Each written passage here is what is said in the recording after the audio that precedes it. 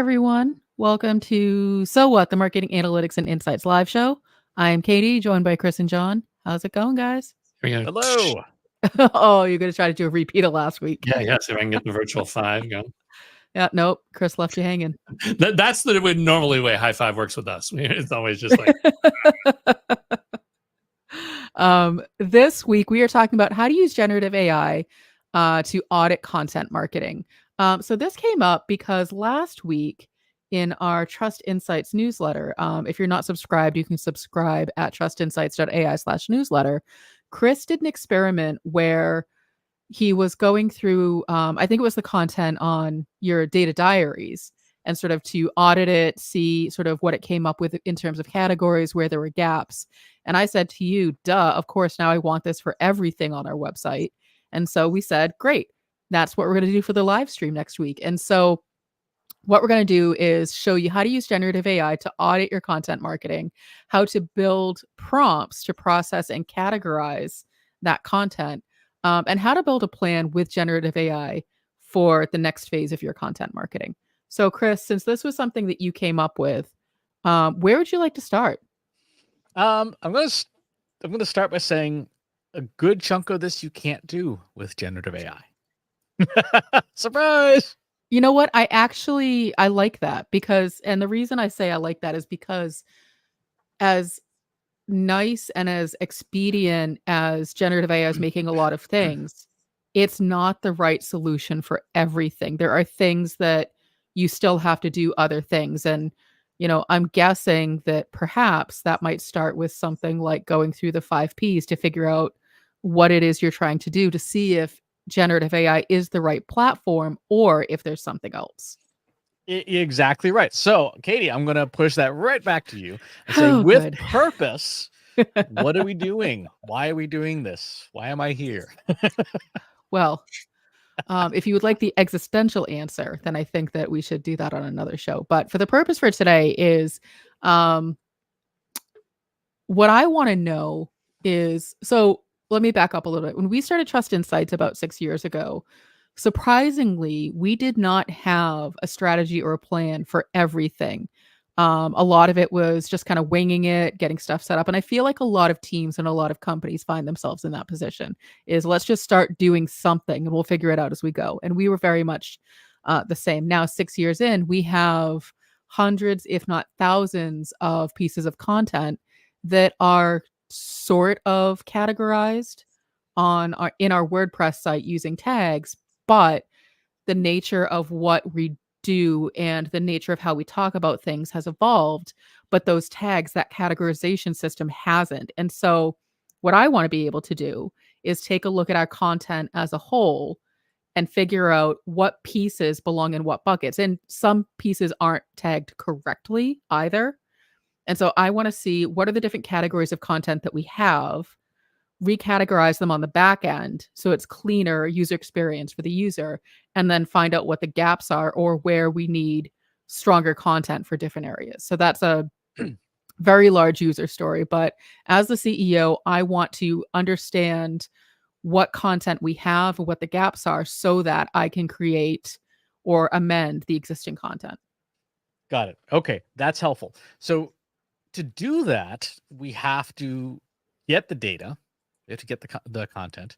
We have to sort of understand what content is even worth looking at, and then use the various tools to extract that. So here's the challenge for the average person who's interested in doing this kind of content audit. You gotta get the content.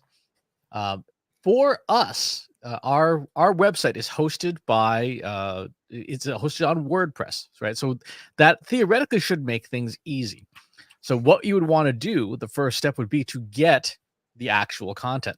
So to do this, you need to export your blog, your website. You need to export the pages on your website by the page name, by the page URL, and any other relevant information. So in this case, I've gone into our WordPress hosting service because WordPress has a backend database. This is going to vary based on your CMS. So if you use something like Ectron or or Oh, Joomla or Drupal or Sitecore, this part of the process is going to be totally different for everybody. If you're using WordPress, there are plugins that will export your WordPress blog. You can also just go straight into the backend database. I go into this backend database. That way I don't have to slow down the site by adding more software to it. And what we're looking for is the posts table. Now, one of the challenges for getting this stuff out of there is WordPress is a surprisingly robust system. So we know, for example, we're going to need when the post was written. We're going to need the content of what's on our site. We'll need the title of it, and we will need the status. We won't want to get posts that are still in draft. That's not helpful. And then we need to get the URL. The URL's not in here. Surprise. What is in here is what's called a slug, which is the post name. It's it's basically the end of the URL fragment, but not the whole URL. So that's part one. We got to get this stuff out of here.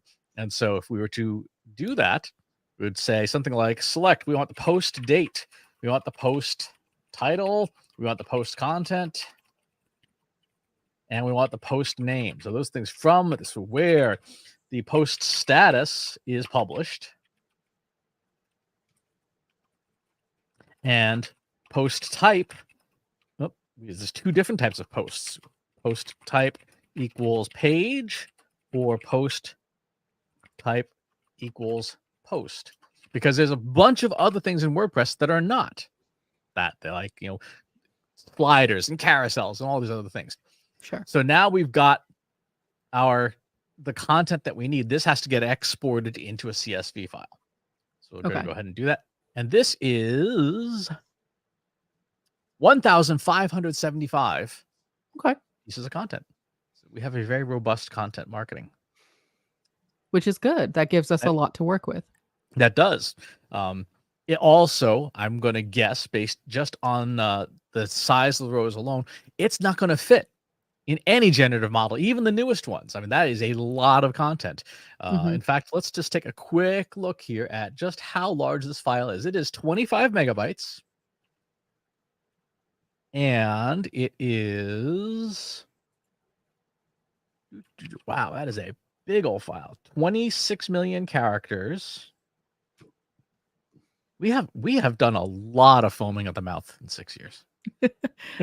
So, John, when Chris says things like 25 megabytes and 26 million characters, does that mean something to you, or are you like me and just kind of nod along and be like, yeah, that sounds like a lot?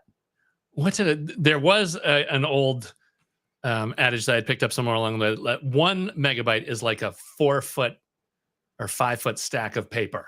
So that like gives you a rough. So we're talking about like a 200 foot stack of paper. So that gives me at least a rough idea. Yeah, there's a lot of preaching there. We've covered a lot of ground in that content.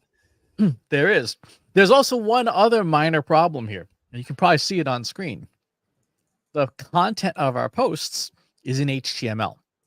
It's not plain text, which means that part of this process would involve data cleansing to trim that down. Because if you don't do that, you're going to end up with generative AI is going to basically choke on this and not know what to do. But that's one part. The second part is we have 1,500 pieces of content. Are all 1,500 pieces of content equally valuable? Oh, I don't think so. Okay.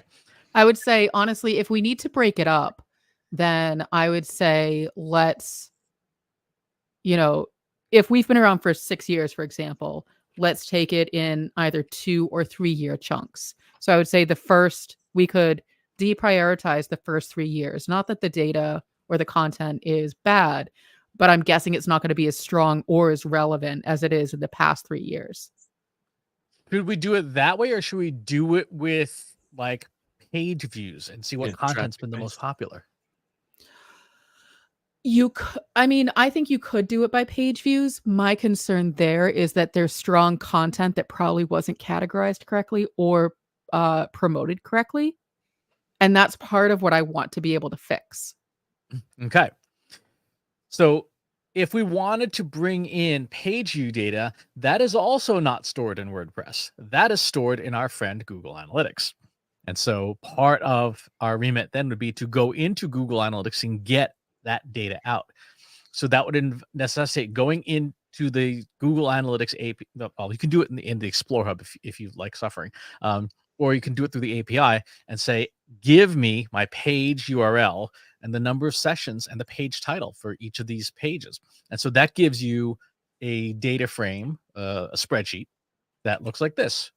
Let's go ahead and go up. So you see that we have our page titles, we have the URL of the page, and we have the accounts. So there's a lot of things. So we see instant insights, how to write an effective chat GPT prompt, 7,000 views. We see blog posts in here.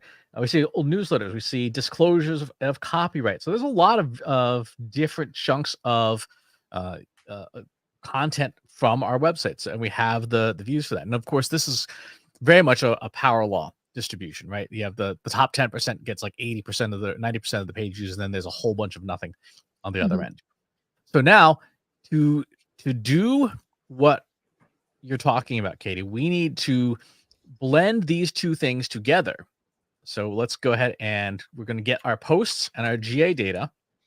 And like you mentioned, you want to trim down the amount of stuff. So you only want to focus on the last 3 years. So let's do a filter. Yeah. Where our post date is greater than or equal to today minus 365 times 3. Because when I think about the type of content that I know we were writing, a lot of it was about universal analytics, which is no longer something that we really need to spend our time on or optimize. So like there's going to be a lot of content that's irrelevant there. And then I don't remember the exact date that we launched or started talking about the 5 Ps, but I know that it was in the past 3 years. And that's something that I want to get a better handle on, because I know that content is not clustered very well on the website. So now we also have to, so one of the other challenges we're going to run into is Google Analytics gives you URLs.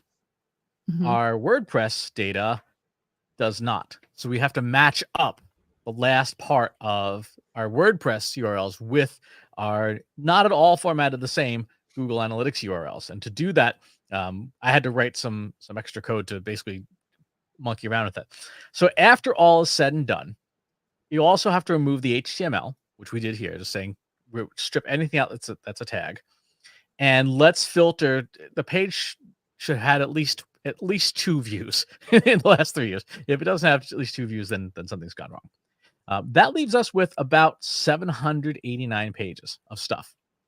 Now we're in an area where we can probably start using generative AI, at least to some degree. So let's do this. Let's get our our content summary. We'll call it content summary.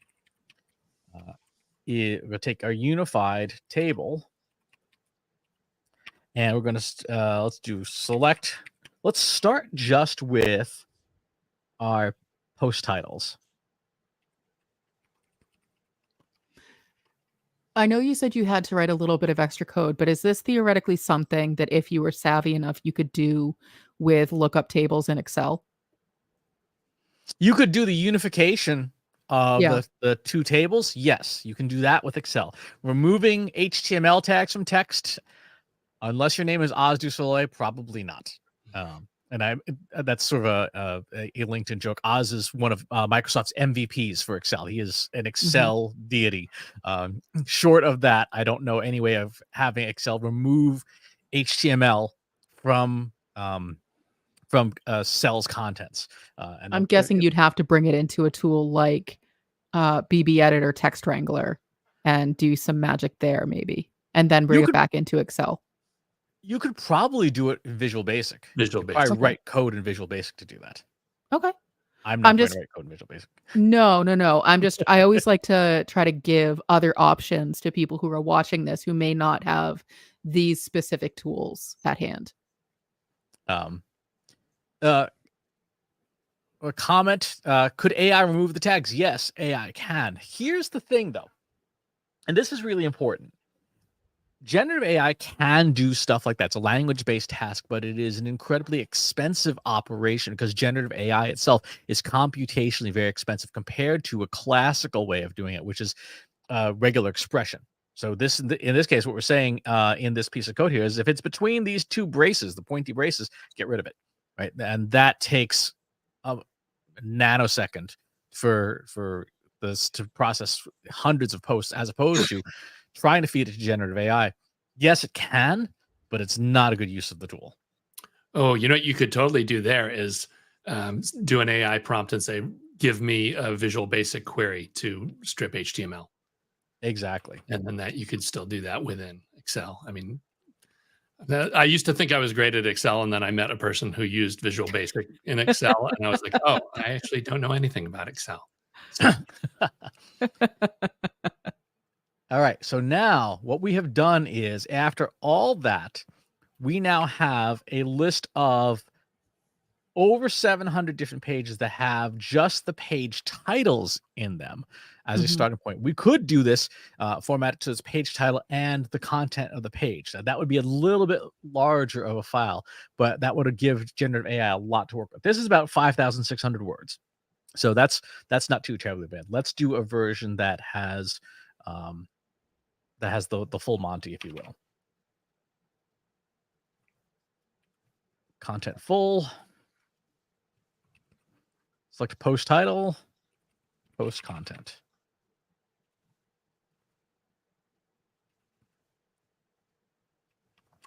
Okay, so now that file is 10.9 megabytes large. Let's see. Let's take a look at how heavy it is in terms of words.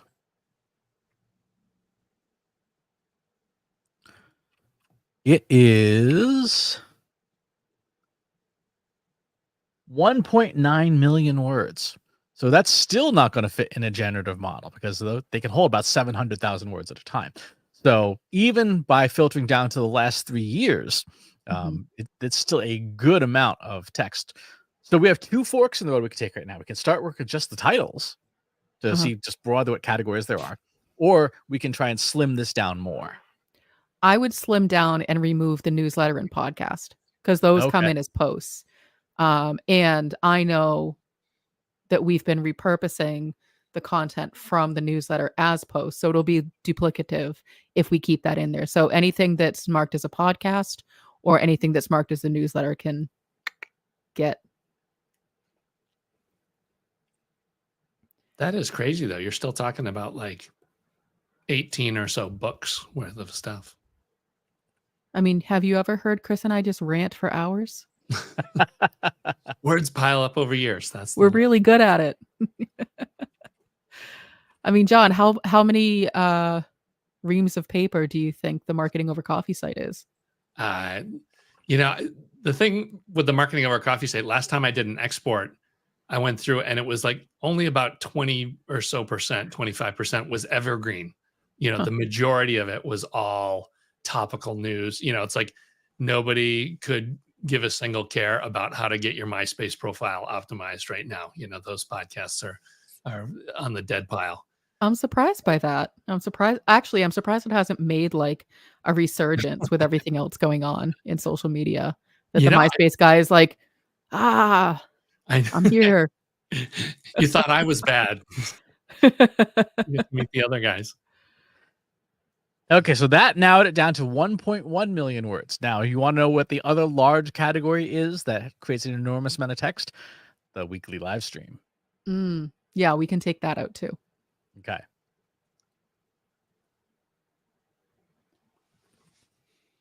Yeah, and the reason, for those who are watching, the reason I'm okay taking those out is so the podcast and the live stream, the content there is really just the transcript, but everything exists on YouTube or on the podcast players. And then the newsletter, the content from the newsletter, the cold open that I do and the data diaries that Chris does are also repurposed as individual posts later on in our timeline, in our editorial calendar. And so all of the content, like we're not going to be losing anything. we're actually, just narrowing down to just the individual posts themselves without all of the other extra stuff in it. Exactly. So now we're down to about 290,000 words, which is much more manageable. And now we need to process it. It's time to bring out the generative AI. Woo! So let's go ahead to AI Studio in Gemini.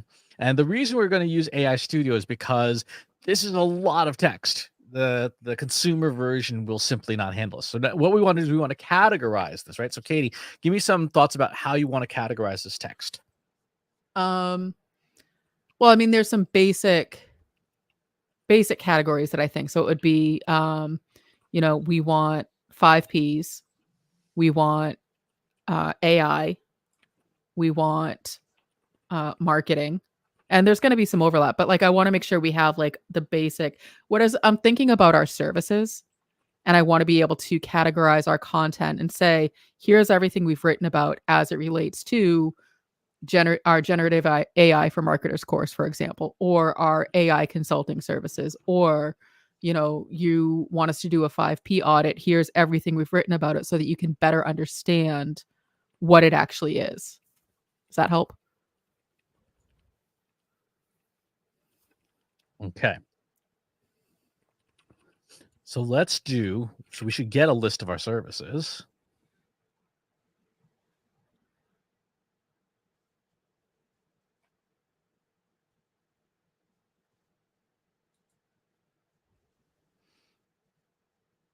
Okay.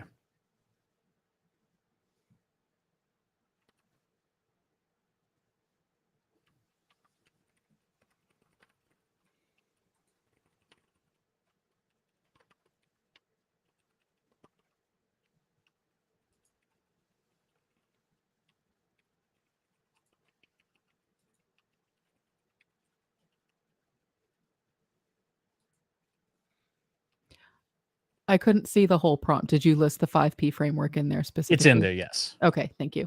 Because I know, and that's one of the things that, and I'm sure a lot of companies run into this same sort of challenge, is the approach to a service isn't necessarily the service itself. And so we don't have the 5 Ps as a service. We may at some point. But if you hire us to do some kind of consulting, the 5 Ps is one of the tactics within the service itself. So if you want us to do a Google Analytics audit, the 5 Ps is part of that. If you want us to do a digital customer journey, the 5 Ps is part of that, but it's not a standalone service. And so if you're thinking about using your services as a way to categorize your content, if you also want to think about like what goes into those service offerings. Mm-hmm. Exactly. Now this is going to take probably a couple of minutes would be my guess, because we just fed it 400,000 tokens. Nope, it was faster than that. Let's see what we've got here. Artificial intelligence consulting, disclosure of copyright.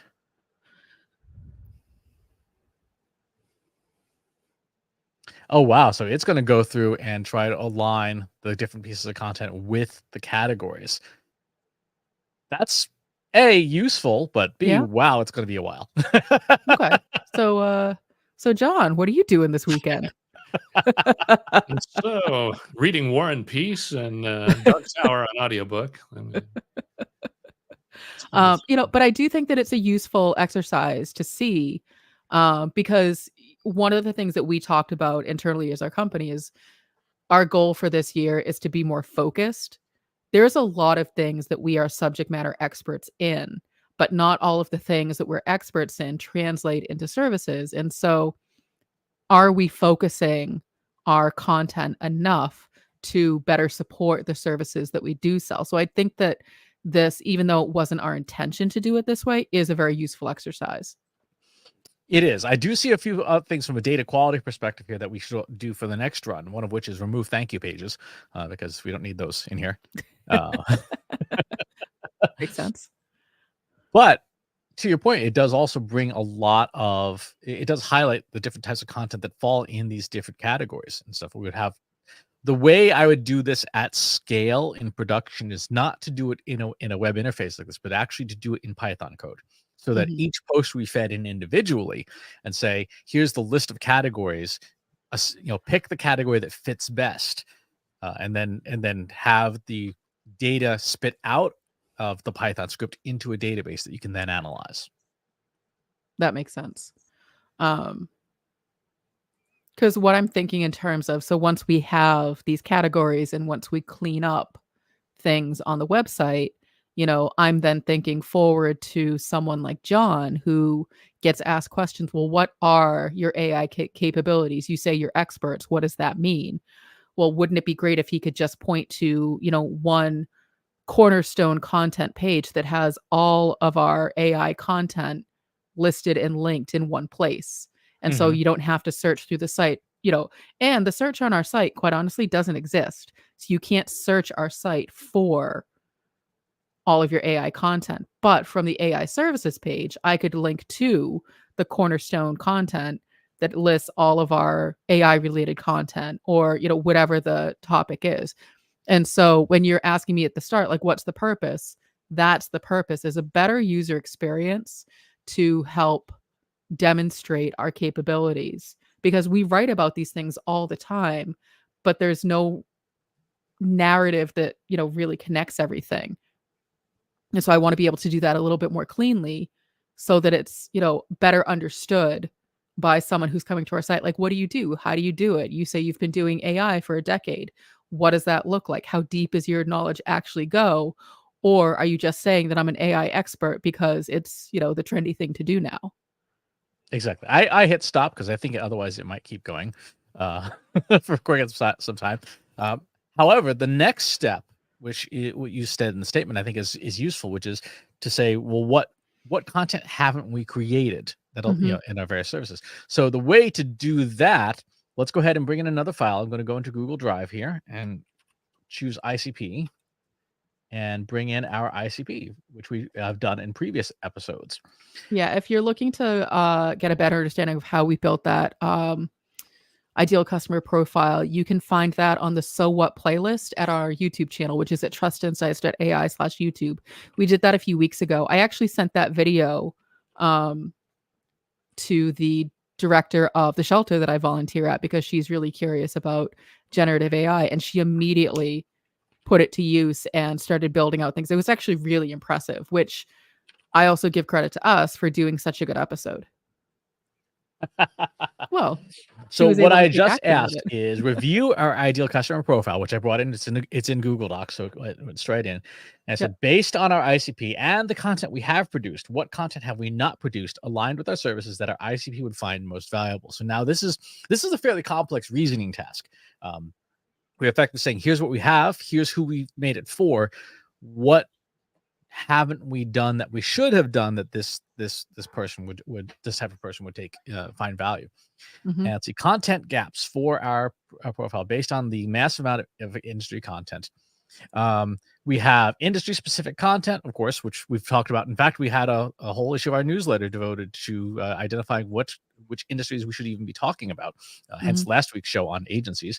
Role-based content. So that's an interesting one. We've not done a lot with roles, like generative AI for the CFO, generative AI for the CMO, etc. Pain point focused content, of course, staying ahead of new trends and problems and things, content formats and different channels, etc. So this is a decent, good start. That's interesting. Multilingual. It's funny. We could do that. If that might be an interesting survey for another issue of our newsletter at one point, asking people what language they would prefer their content in, and if there's a language that really stands out, it might be worth producing at least our flagship content in that language, because we have generative AI is an incredible translator. It is much, much better than existing translation tools. I did a thing a couple weeks ago in Italian, in northern Venetian Italian, which apparently every region of Italy has its own dialects, and they're very, very protective of them. And the person I was working with said it is a little uncanny and disturbing how natural it sounds, how it gets all the local idioms correct, knowing that you don't speak a word of Italian. I'm like, so that multilingual content might be something super valuable, even to the point if you wanted to get really uncanny valley of then taking the translated content and using a service like the avatars from HeyGen to have us reading out that content in that language. Yeah, we'll see. So now we've done our content audit. Well, we got the content data. Yep. We did some data cleaning on it. Mhm. We prepared it. We loaded it to generative AI. So the first 3 steps, no generative AI at all, Mhm. but they're mandatory. You can't skip them. Right. And then use generative AI to read through the content, start categorizing it, and then use generative AI plus the ideal customer profile that we built previously to say, here's what else we should be doing. Makes sense. You know, and obviously we'll do this offline, but I would love the rest of the analysis. Yes. No, and I think that, you know, in what, 31 minutes, you've been able to show what's possible. Obviously, like you've done this before, and someone starting fresh is going to take a little bit longer, but you can audit your entire, you know, database of content and figure out what's next and build that editorial calendar. Because I mean, how often do I say to you, Chris, what are you writing about? What am I going to write about? And, you know, in all honesty, because I personally feel like I'm just sort of reiterating the same thing over and over again. And maybe that's fine if I can look at it from this lens and say, well, is it role based or is it industry based? Then it's, yes, I'm reiterating the same thing, but to a different audience that's tailored to them. Exactly. How would you use the 5 Ps for a real estate agency? How would you use the 5 Ps for a healthcare firm? How would you use the 5 Ps for a CFO? Right? If the CFO is like, hey, our finances are a hot mess. Well, great. I mean, that framework fits literally any task. Like, how would you use the 5 Ps for an organic, all natural manure spreading business? Absolutely. So, John, what do you think? That's big business, manure spreading. I'm just saying. No, it's great that, you know, this is definitely the way to kind of comb through all this stuff and find out, you know, where the power curve is, you know. But the other side of it too, I do have to give a plug for the long tail too, because I think you had a great point of, I think there's a lot of buried stuff that just doesn't get traffic because it wasn't promoted or it didn't catch or whatever. But, you know, there is stuff in there that when you go back and look, you see that, oh, this is, you know, covers 5 of the topics that we should be covering, and it didn't get any traffic the first time. So there's opportunity second time around. Yeah. The dissemination and distribution is not something that generative AI can solve for you. That's a you problem. That's a human problem. It's not something that it can solve, but it is something that you can use to sort of gut check, to validate. Like, for example, if you happen to keep a swipe file of LinkedIn posts that you've seen by other people, like that, oh yeah, that posted really well, and so on and so forth, you could say, here's a list of 10 or 15 posts seem to all do really well. A, figure out what they have in common. And B, here's my LinkedIn posts that I want to do. How could I edit it to be formatted more like, or to tell a better story so that I get more of that attention? So, for example, one of the things that I've been doing a lot lately is I've been using Thomas the Critic, which is a Gemini, a very, very large Gemini prompt. Thomas the Critic has this long list of things that he or it looks out for. Like, hey, you've got these biases, you've got survivorship bias and selection bias, framing effect. So basically all the things that would make for terrible content because you're using stuff that is not well thought out argument. And so I say, here is a post I'm going to write on LinkedIn. Tell me up to 3 things that it does well, up to 3 things that it does poorly, and then 3 things that it could do to strengthen it. So you could use a similar alignment with your ICP data. You could use, you know, show me 3 things that my ICP would like about this, 3 things my ICP would not like about this, and so on and so forth. Or here's the top 10 LinkedIn posts. call this the LinkedIn guru or whatever. And what would the LinkedIn guru think of my post? What 3 things that the LinkedIn guru love or hate, and so on and so forth. So any of these tools, you can use generative AI in that kind of framework to make it better. Oh, sure. And I think that that's all well and good. My original point by saying this was a human problem was if you write it, you still have to schedule it, disseminate it, distribute it. Like that's not sure, you can automate it with generative AI, but you still have to make the effort to get it from A to B to C to get it in front of people. That's my point. Not that you have to write better. Yes, you have to write better content, but you still have to schedule it. You still have to put it out there. And that's the piece that it's not necessarily going to fix for you. Yet. You So don't need to very argue with me on this. Huh? I said you don't need to argue with me on this. I'm not arguing with you. I guess I am, aren't I? Yeah, a little bit.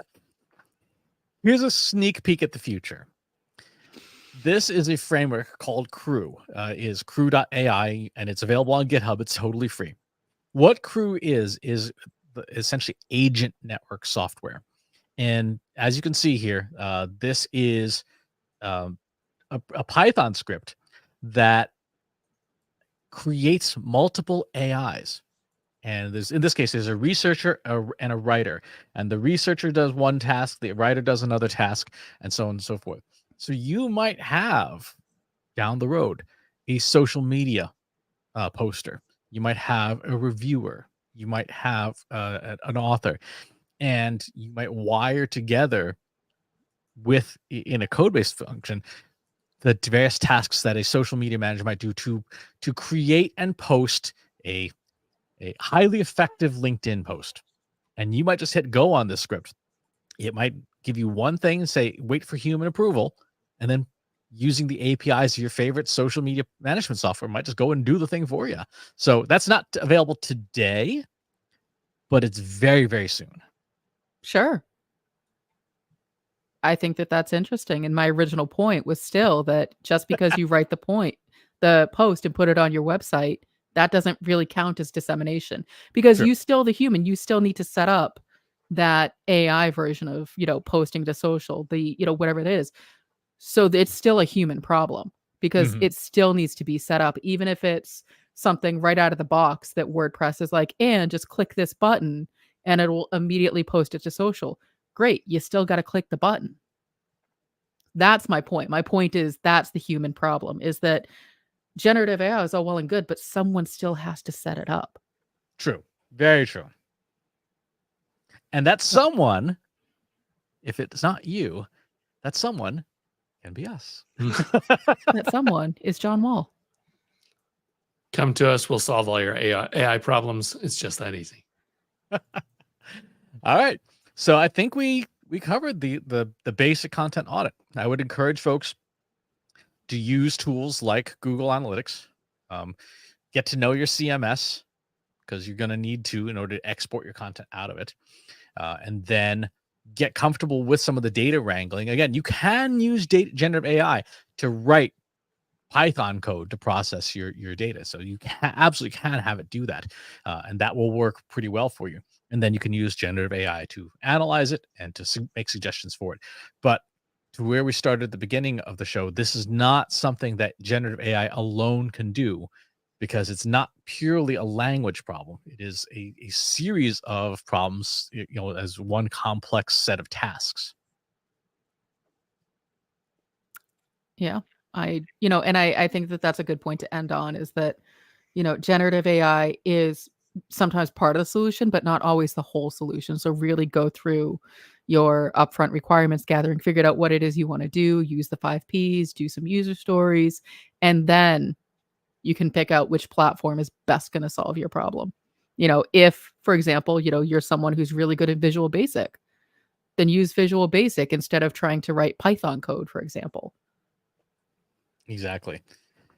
All right. That's going to do it for this week. So we will catch you all on the next one. Thanks for watching today. Be sure to subscribe to our show wherever you're watching it. For more resources and to learn more, check out the Trust Insights podcast at trustinsights.ai/TI podcast. and a weekly email newsletter at trustinsights.ai/newsletter. Got questions about what you saw in today's episode? Join our free Analytics for Marketers Slack group at trustinsights.ai/analytics for marketers. See you next time.